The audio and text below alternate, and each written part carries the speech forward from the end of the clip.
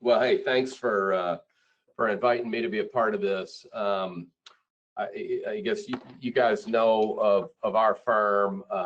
I am president of Reagan Consulting. We're an Atlanta-based consulting firm that obviously we conduct the best practices each year. And you know what I'll say about what I'm about to share with everybody here is that we have never had a year where there was just more curiosity about what is going on out there. I mean, and you know, agents and brokers know this. Their clients are saying, tell us what's going on with COVID. How should we be responding to it?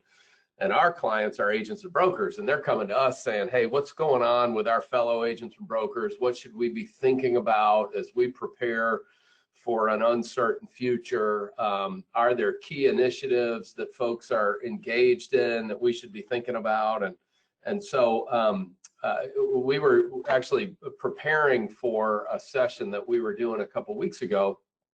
And as a part of the preparation for that, I called several best practices firms that I know to be market leaders, high growth, high profitability, and said, give me your download on what has worked for you guys this year.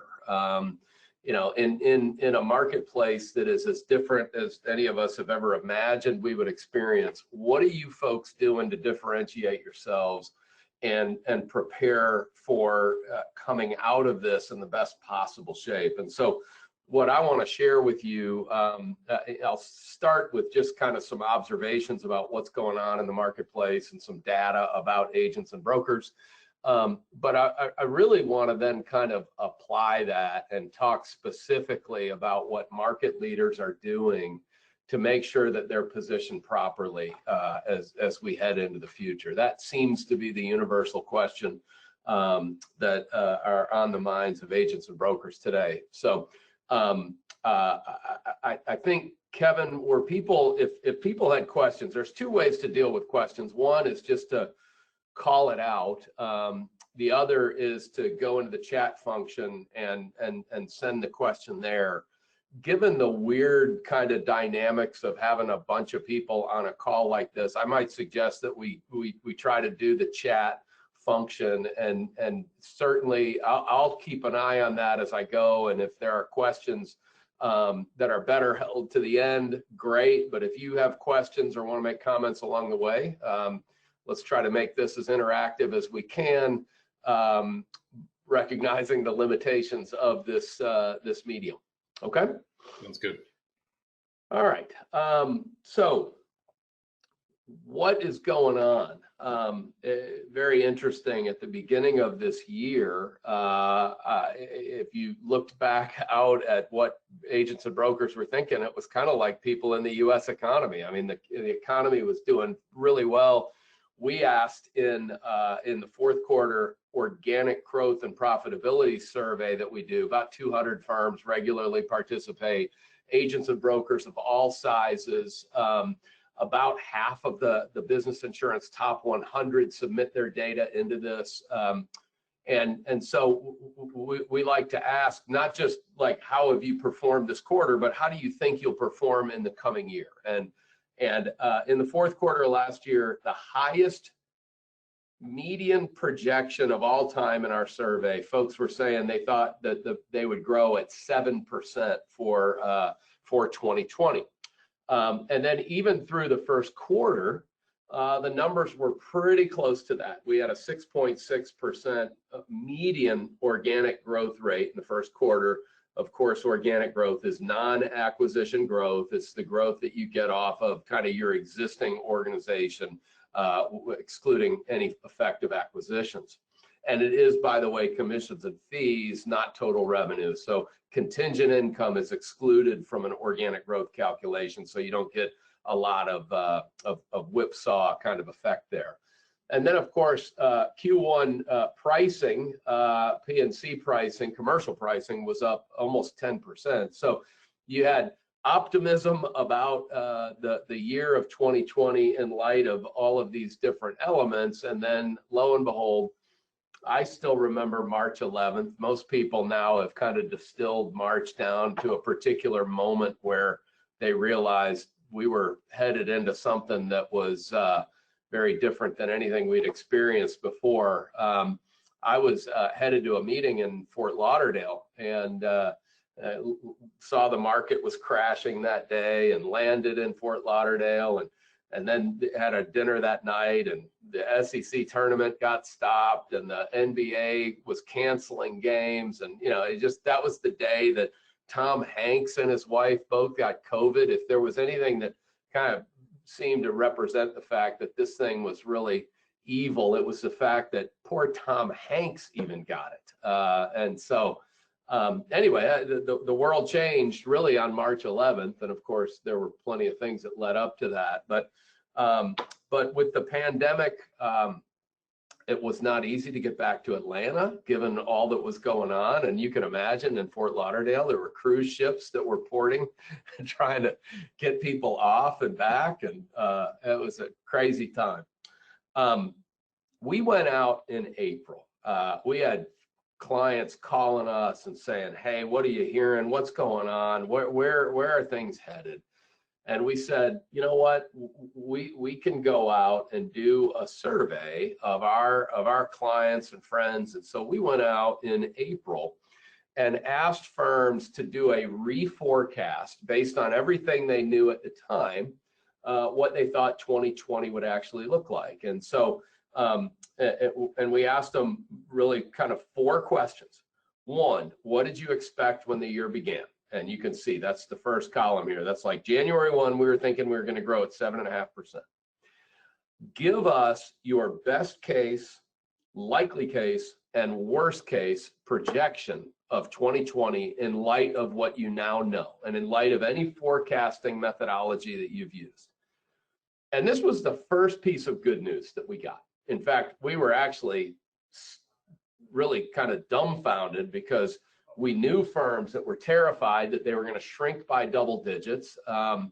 They were really nervous. And as these results came in, we found that the likely case in our survey of about 150 firms was 2% organic growth, down about 5 percentage points from the beginning of the year, but not nearly as frightening as what we were expecting. And so you can see there, the median for best case 5%, median likely case 2%, median worst case -5%. And we were actually very excited, but we were also wondering if we were just dealing with a bunch of delusional agents and brokers who were, had their head in the sand about what was coming down the pike. Shortly thereafter, actually, I think it was in July, the PPP loans were offered, and that was in April, and we went out in July to try to get a handle on the effect of the PPP loans, how many were being taken, who was taking them, et cetera. And we had 134 firms respond to us, of whom 82% of them had received a PPP loan.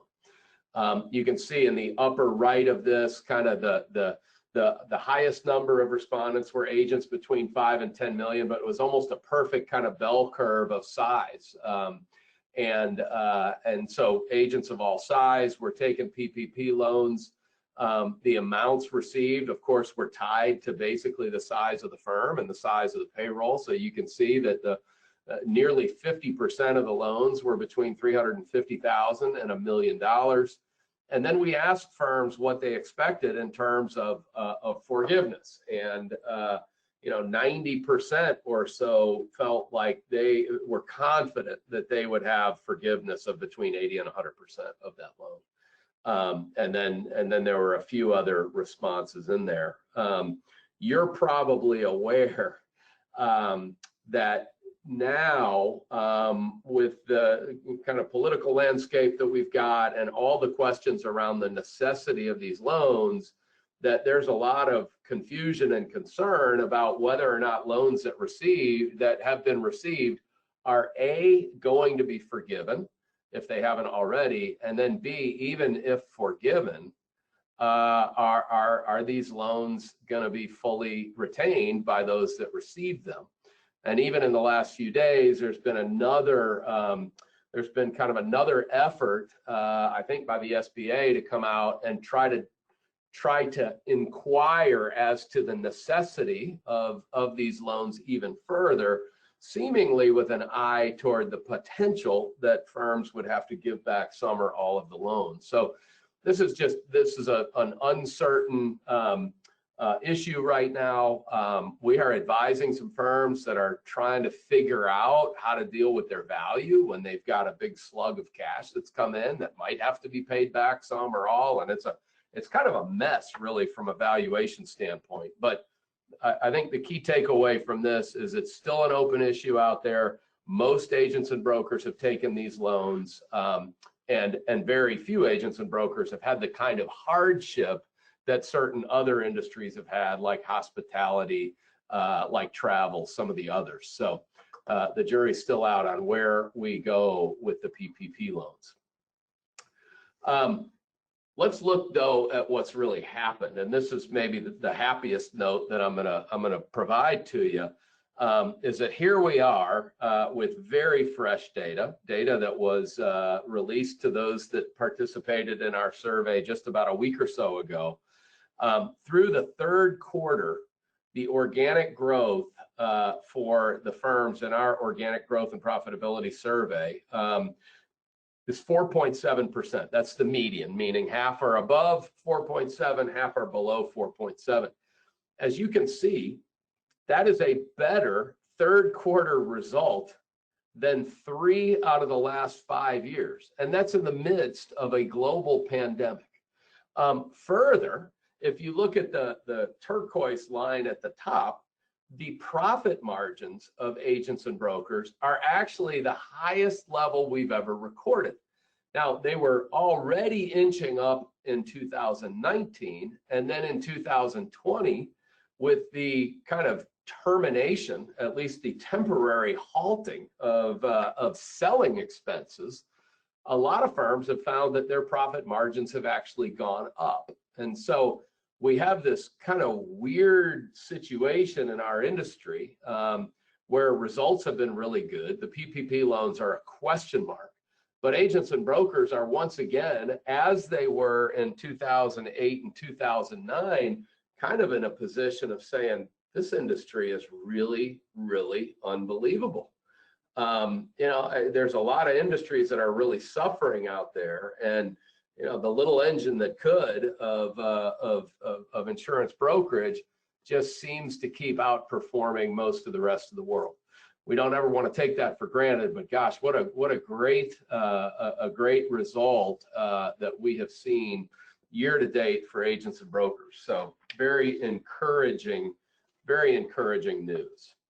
I'm gonna show you some information that agents and brokers love to talk about, the fact that they love their independence. They would have no interest whatsoever in doing any kind of a transaction with a larger firm, but they're always curious about these numbers, because it's kind of like houses selling in your neighborhood. You don't really want to sell your house, but it is kind of interesting to know what other houses are selling for and how frequently they are. And so we keep an eye on these stats right here. And this is North American deal activity, M&A activity for agents and brokers.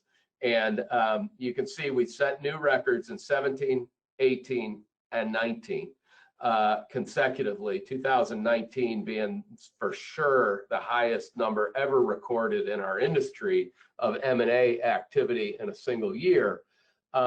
Last year, through the third quarter, we were at about 500 transactions. And this year, through the third quarter, that number was down about 15%. You are probably aware of all the concern that's been expressed about changes in tax policy and capital gains rates maybe going up under a new administration, and a lot of concern about kind of the future predictability of the political situation. There has been a movement among firms that were otherwise considering doing a transaction to try to accelerate that transaction to get it done by December 31st. I say all that to say that I do think there will be a wave of transactions that will occur in the fourth quarter that will eliminate a lot of the kind of the reduction that's occurred so far this year. But I don't expect a new record to be set this year. If I had to guess, I think we'll end up somewhere around 600 transactions for the year, which would still be, you know, a very high year, but not exceeding last year. You know, and we see that all over the place. Now, one of the interesting notes about this is that these numbers are announced deals. There is an increasing number of deals that happen that don't get announced, in part driven by buyers like Broad Street, like Acrisure, like Foundation Risk Partners, who back in the day, if you did a transaction, it was press released immediately. Everybody wanted to show that they were active and visible and out there. And today there's almost been this kind of change of mindset that some buyers are saying, hey, we'd rather have you control all the messaging. And if you don't want to tell anybody you've sold your company, then we're fine. We're not going to press it. It's up to you. And so some decide to disclose that publicly, others don't.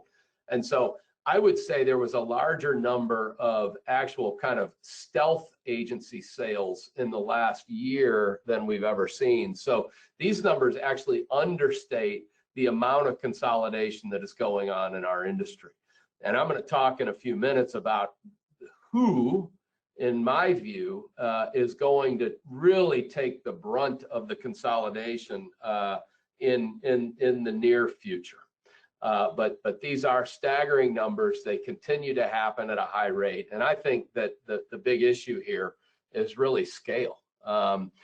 If you think about what's going on in the broader economy, one of the stories or lessons that's been learned through the COVID pandemic has been that small local restaurants have really gotten hurt worse than some of the larger national players. Why is that? The local restaurants provide a better experience. They provide, I think, a better level of service frequently, but they lack some of the benefits of scale. And one of those benefits is access to capital. Another benefit is the sophistication of the technology and the way that it's deployed. And so we're in this moment in our national history where you look at some very large companies that have fared very well through the pandemic. And then you see a lot of smaller firms that, because of some of the disadvantages that they face in a crisis, have had a harder time. And I think the job for agents and brokers is going to be to properly respond to that, not by being consolidated by others, but stepping up their game in certain key areas. And that's what I'm going to delve into a little bit more fully in a minute. Good news for agents and brokers, valuations remain at all-time highs. If you had asked me when the sky was falling in March, what would be the valuation environment or landscape in November, I would have bet the farm that valuations would have gone down.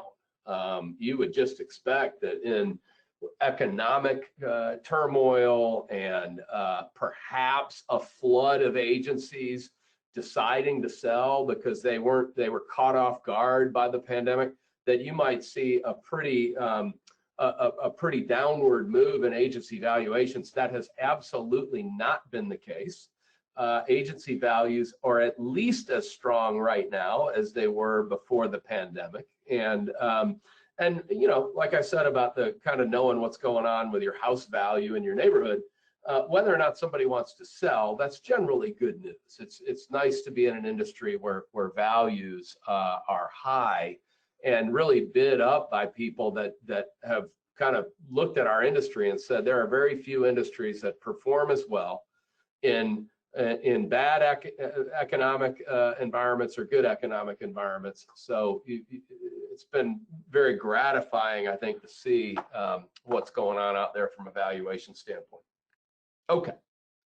Any questions about anything? Because I'm gonna begin to transition here into a discussion about kind of how do we apply this information. I want to make sure that I cover anything of interest or address any questions before we go there. Hey, Kevin, there's a few questions that came into the question box. If you have that handy, or I'm happy to read them off. Or if you want to. Yeah, okay, so I'm looking at the chat, but that's not what you're referring to. So where is the question box? It should be on your control panel towards the bottom. I'm happy to read them off too. Okay, great. Okay, first one is how many agencies or brokers were included in the data for your surveys? For the organic growth and profitability survey, it's about 200 each quarter. For some of these others, you know, the PPP I think was 134. The reforecast was about 150. So it's generally between 100 and 200 agencies. Okay. The next question on the slide about growth, and the slide that had growth and margin, and then it says broker organic info. How does Reagan define broker? Non-carrier.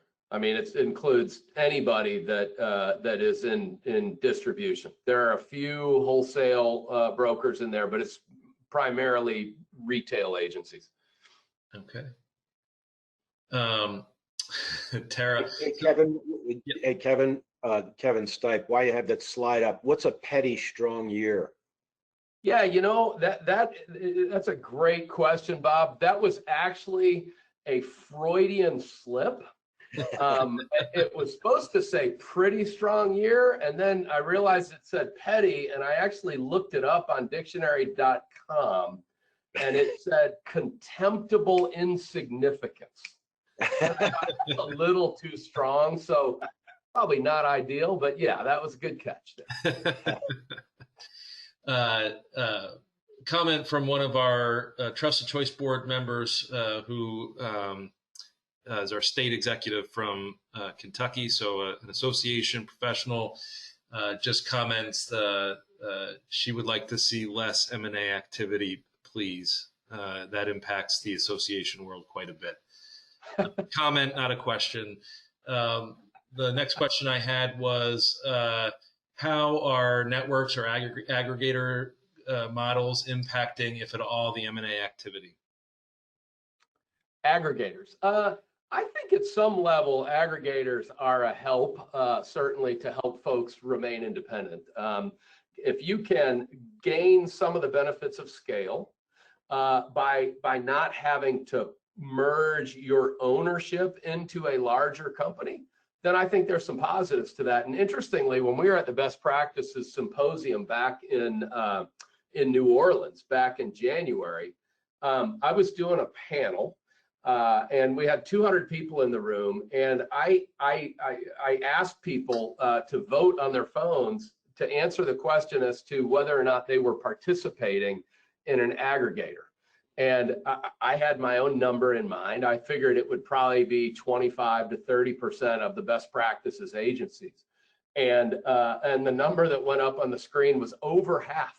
I was stunned. And so, you know, I think, look, in a world where we're trying to compete, if what I said was right about scale, and that agents and brokers of all size are trying to create the benefits of scale to whatever degree they can, then I think actually the aggregators are a nice play. It can give you access to resources in certain cases. It can give you access to better carrier contracts in certain cases. So I think actually, you know, my sense has been that carriers have really not loved aggregators because in some ways it's optics. It's not, you know, it's not necessarily a better distribution force through an aggregator. But I think if carriers see the long view of this is actually helping agents and brokers retain their independence, then there's certainly an argument for aggregators as an element of health in the independent agency system. That was probably a longer answer than you were looking for, but anyway, sorry, I'll do that from time to time. So you got to keep me in check. And that was all the questions that have come in so far. So Great. Okay, Kevin, I'm still not. Kevin, I have one other comment on tax policy and the capital gains rate, which of course is rocket fuel for M&A activity, as we all know. You as a Georgian are going to set national tax policy for the United States of America. So you tell us, as a Georgian with your 2 Senate races, what will our tax policy be for next year? Well, if you look at any history of runoffs in the state of Georgia, if you're pulling for the Republicans here, you could feel pretty good based on history. Now, with that said, we are in unprecedented times. And the reports of the amount of money that is going to flow into this state over the next 60 days are downright terrifying. And so I'm going to say that I'm as of November 3rd, I am a fan of gridlock, and I hope we can continue some gridlock. But we'll see. You should buy a TV station right now and sell advertising. No, what's sad is the whole world is going to focus on Georgia, and I don't think it's going to, it's not like having a Super Bowl here where people benefit from it. It's just going to be, those that are the gatekeepers through the media. So it's a little disappointing. Well, we're sorry you have to see 60 more days of political ads, but in exchange, you get to have the Masters. So there you go. Well, thank you. That is true. That is true. And actually 2 Masters inside of a 6-month window, which is like really, really cool. All right. Well, here's where I wanted to turn. And this is something I'm pretty passionate about. And I think the folks on this discussion will share this. The stuff that I'm going to share about what the best agencies are doing, there's a certain amount of consolidation that is occurring in our industry because there have been a lot of very comfortable agents and brokers over the last 20 years who have had a really good lifestyle provided by their agency. Truth be known, I think there's a certain amount of those that have been coasting. There hasn't been a lot of adversity in our industry, and I think there are a lot of firms that have not reinvested in their own future. And I'm going to call those lifestyle agencies, because I think that lifestyle agencies are going to be the ones that are going to consolidate in very significant numbers over the next 5 years. Anytime you bring in an outside dynamic that puts incredible pressure on the participants in a system, you're going to see those that are least able to change or least motivated to change are going to be the ones that really lose their viability. And I think that's where we're going. I'm going to say that the unstated purpose of the lifestyle agency is the preservation of a comfortable lifestyle. All other things kind of fall in behind that, but they're businesses that are there to support the lifestyle of their owners. They're not firms that are dedicated to getting younger. They are not employing technology. They're not hiring new producers. And as a result of those things, they're not growing. In the best practices study, we don't really see much of this because we're dealing with the best of the best. But I recently did a discussion with a state association, and I was talking about lifestyle agencies, and their leadership said straight out, we are concerned that we've got a lot of lifestyle agencies in our membership. And I had to agree with that. We've seen that. And the point I would make is that I don't know that we're going to see over the next 5 years some massive consolidation of otherwise healthy agencies. I think agencies that are hiring the next generation, that are investing in technology, that are building their sales force and willing to invest the dollars in that, I think they will grow. I don't think they'll feel the same level of pressure that the lifestyle agencies, who have had a really good run over the last 10, 15, 20 years, I think we're going to see a difference there. I will say that the biggest kind of differentiator, if you think about lifestyle agencies versus their more motivated, aggressive competitors, I view a lifestyle agency. Think about, I want you to think about producers for a minute. Think about a producer as a military combatant. A lot of lifestyle agencies are trotting their producers out with a set of resources that if we were really going to compare it, we would say it compares to something like what a GI would have back in the Vietnam era. They've got a weapon, they've got a rifle, they've got a helmet, they've got a canteen, but when they're out trying to compete in modern warfare with a set of modern protective gear and modern weaponry, they are severely outgunned. On the screen now is a much more modern version of what the weaponry of a soldier looks like today. Now, this is a special forces soldier. This isn't just your typical GI. This may be the last thing that Osama bin Laden actually saw while alive.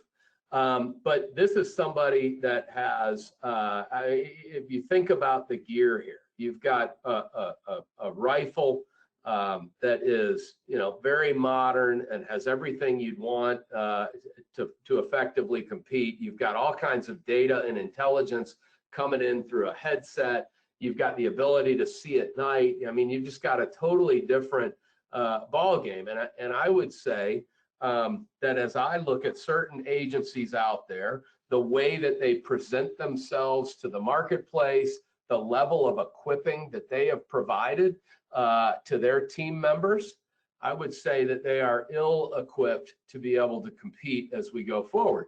And so what is going to happen is, if you're trotting people out equipped like the soldier on the left, it's pretty likely that your independence is going to be threatened over the next few years. It is really hard to suddenly accelerate yourself, through a generation of thought process and tools and mindset to get to a point where you're competitive again.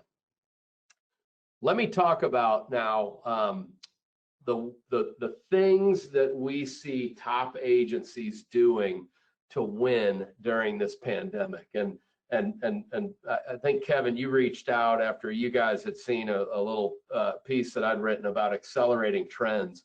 It's interesting in our industry, and the point I made in this article is that typically, a rogue event like a pandemic or a global recession or even the 9/11 terrorist attacks, those things didn't change our industry as much as they accelerated trends that already existed.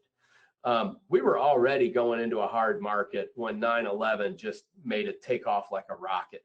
In 2008 and 2009, consolidation was already hitting our industry hard before the economy hit. And then what we saw after that was a vast acceleration of consolidation, fueled in part by outside investors looking at our industry as like the greatest industry on earth.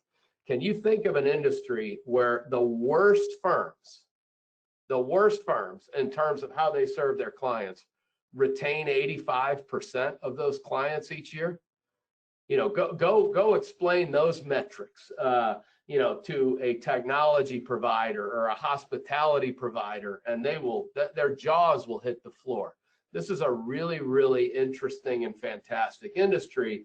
And what we saw from the 08-09 recession was an acceleration of consolidation fueled by investor appetite to come into our industry and bidding values up. And so the question that I was asking in that article was, okay, if we take that premise that this is going to accelerate existing trends more than it's going to kind of reverse it and change everything that's going on in our industry, then what are those trends that we can point to that we would say will significantly accelerate?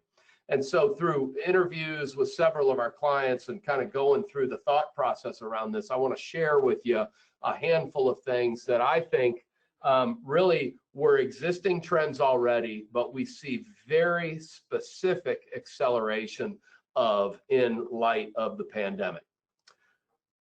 Number one, clients are investing in ways to educate clients and prospects. Think about what firms are doing today to educate their clients on issues regarding risk management, regarding human resources, and the pandemic's effect on those. In a world where the media is the traditional voices that people have relied on are under significant doubt today. The media and their credibility is doubted by so many, and we're in this moment where everybody questions the motives of just about anybody who makes a point about anything. Agents and brokers have actually created this trust relationship with clients that allow them to speak with expertise in ways that might not have been heard 5 years ago. And so a lot of clients saying, boy, this has been a fantastic opportunity for us to be positioned as thought leaders, especially when we're able to show real expertise in a particular industry segment where we've got clients. And so we see clients now saying, how can we more effectively develop white papers? How can we more effectively marshal data so that we can actually help agents and brokers or clients and prospects better understand how to respond to the pandemic and what's going on, especially regarding their industry. Number two, keep producers focused on new business. I've had a lot of really interesting discussions with agents and brokers during the height of the pandemic when everything was locked down, people were working out of their homes, about how they were trying to keep their growth going. And a fair number of firms said, you know what, we've kind of given up on the new business right now. What we're trying to do is round accounts and cross-sell. But there's a smaller group of firms that have said, oh my gosh, no, this is just different. But we've got to, if we're savvy with social media, if we know how to build relationships via video conferencing, we can still sell through this. And I think probably one of the biggest surprises to me has been how much new business my better clients have written through even the worst of the lockdowns. And so there has been a continued differentiation of those who are focused on developing new relationships and those that are more accustomed to just kind of mining existing relationships. Number three, as we all know, and we're sitting here on a video conference. I was not familiar with Zoom before March 13th, and then shortly thereafter, I found a lot of my life was lived on Zoom. It used to be lived on airplanes. Now it's lived on video conferences. And, suddenly we're all thrown into a new kind of medium that there's new rules about, and we're all trying to get accustomed to. We've actually hired a consultant to come in and coach us on how best to use video conferencing, some kind of philosophical thoughts about how to most effectively use the medium. We figure for our business, we need to be better than anybody in how we do this. And I'm going to tell you with all humility that we have not had that training yet. It's going to be next week. And we're real excited about it. I had one client tell me that they actually two different clients told me they hired an outside consultant to come in and teach their producers and support staff better relating skills around empathy and around how to deal with people in crises. And one client was telling me they hired a team of people to come in and work with their service staff in their small accounts area to help them understand how to better have crisis management discussions with clients who feel an existential threat based on what's going on right now. So, it's interesting. I mean, this is a new environment. And I think, from our vantage point here at Reagan, if we're going to spend suddenly a lot of our time video conferencing, we want to make sure that we're doing it well.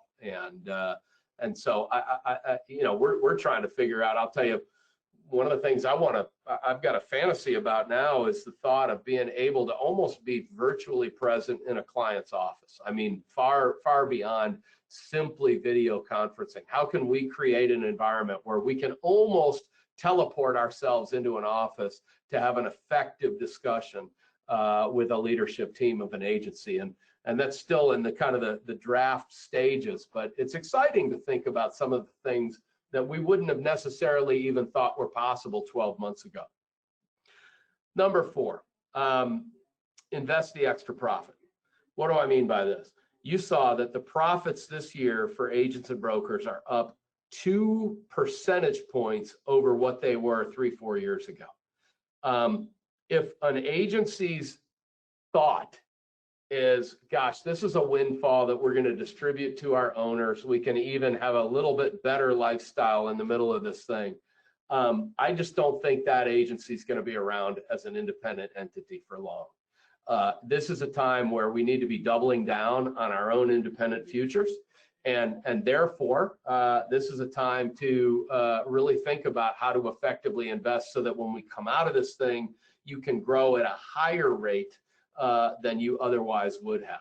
How do you basically warehouse these saved selling expenses into future growth investments?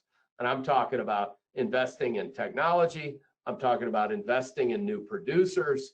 I'm talking about investing in other resources that will help your firm grow.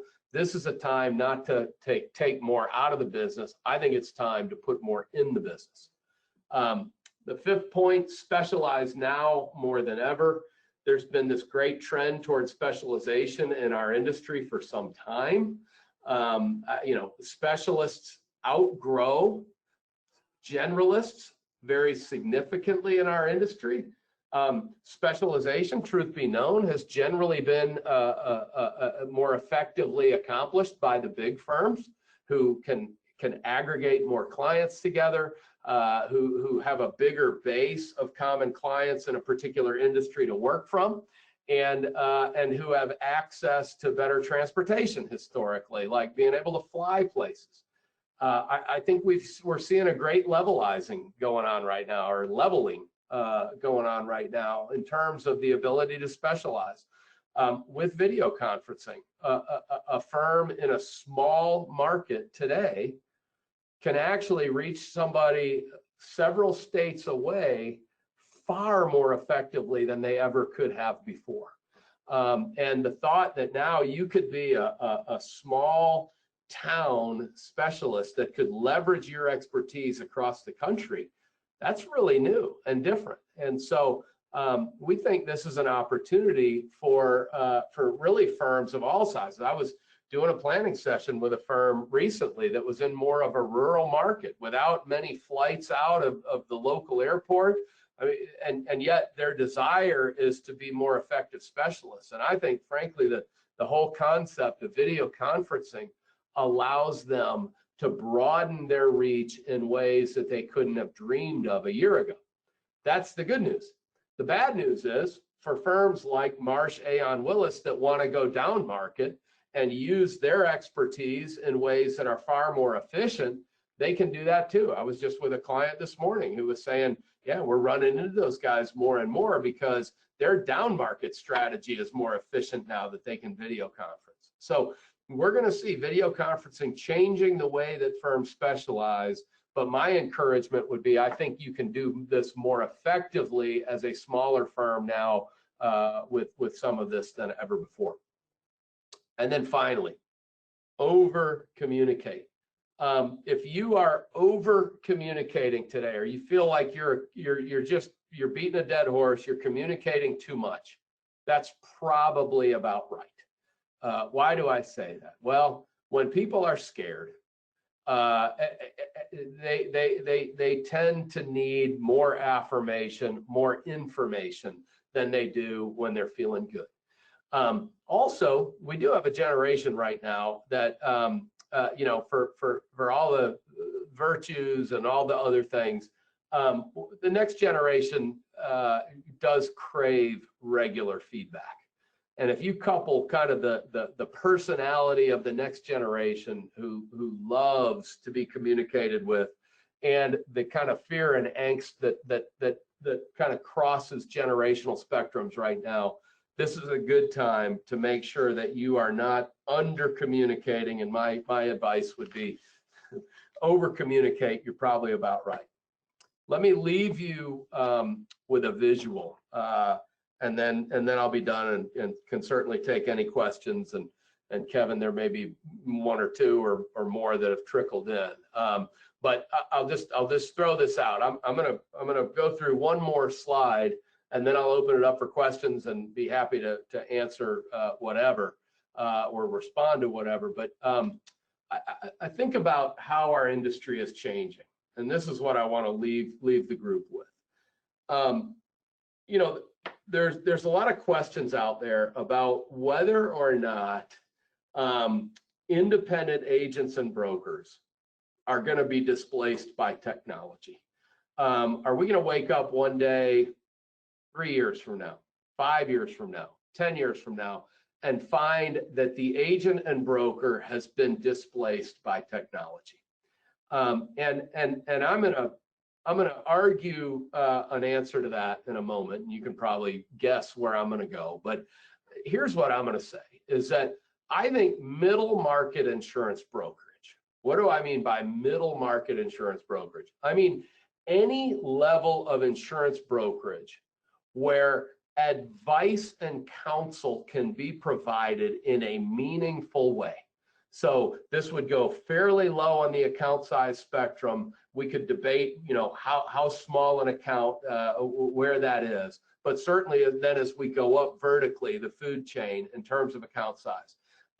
In that vast middle market, there are really two elements that solidify the position of the insurance broker in that exchange.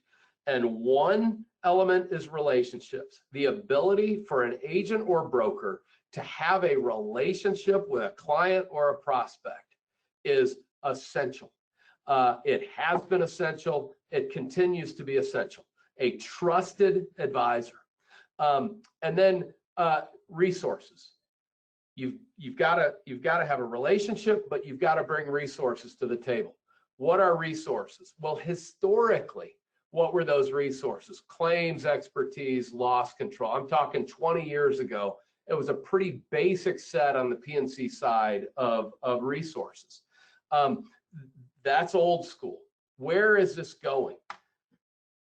New school, the modern and future way that middle market insurance brokerage will be successfully sold will still be a combination of relationships and resources. I don't see a day in middle market insurance brokerage that relationships will no longer matter. Relationships will continue to matter. But the balance, the relative importance of the two has shifted, in my mind, toward resources. What do we mean by resources? Technical expertise, data analytics, specialized experience, knowledge, and a client list, client-facing technology, in some cases captives and proprietary products. I mean, a whole host of things that agents and brokers need to be thinking about whether or not they can effectively provide. Those are the resources. The point I would make, and the point of encouragement to this group, is I don't see a time 10 years from now where it's just resources and therefore technology can, displace the insurance broker. But I do think it will continue, that balance, that scale will continue to tilt in favor of resources. Relationships still important. And now the relationship, the most important relational aspect, is the high integrity ability to marshal resources, to understand those resources, to deploy those resources, to be able to sort through a universe of resources and be able to deliver what is best to a particular client. But it's still going to be a combination of relationships and resources. But that does mean that agents and brokers that want to succeed over the next 5 and 10 years, they really do need to up their game. They need to invest in more resources. They need to be willing to invest the extra profit, and they need to have a real growth appetite. And so what I would say is the lifestyle agencies, if this projection of kind of the continued shift in this fulcrum between relationships and resources, if we're right about this, and history seems to suggest it will continue, then it's going to be hard for the lifestyle agency that's more passive to remain independent indefinitely. And so the call to the industry is you got to step up, be hungry, be aggressive, reinvest in your business. And if you're willing to do those things, we think the future remains very bright. In fact, there's certainly an argument to say that the rewards that will come to those who are able and willing to do that will be absolutely outstanding. So with that, I will shut up and defer, Kevin, to any questions that might be out there. Yeah, thanks, Kevin. That was a great presentation. Lots of interesting information in there. And these are all things I'm sure is on the mind of pretty much everyone on this meeting. With that, we can open it up and take any additional questions, not just for Kevin, but for Chip or myself and team. Happy to do that now. We've got a little bit of time left on our scheduled meeting length. So if you want to either unmute or raise your hand or type your question in the box, we can answer that now. Otherwise, I believe we'll be able to share out all the presentation materials to you, as well as the recording. This was recorded, and feel free to share the recording with colleagues at your company for sure. So any other questions?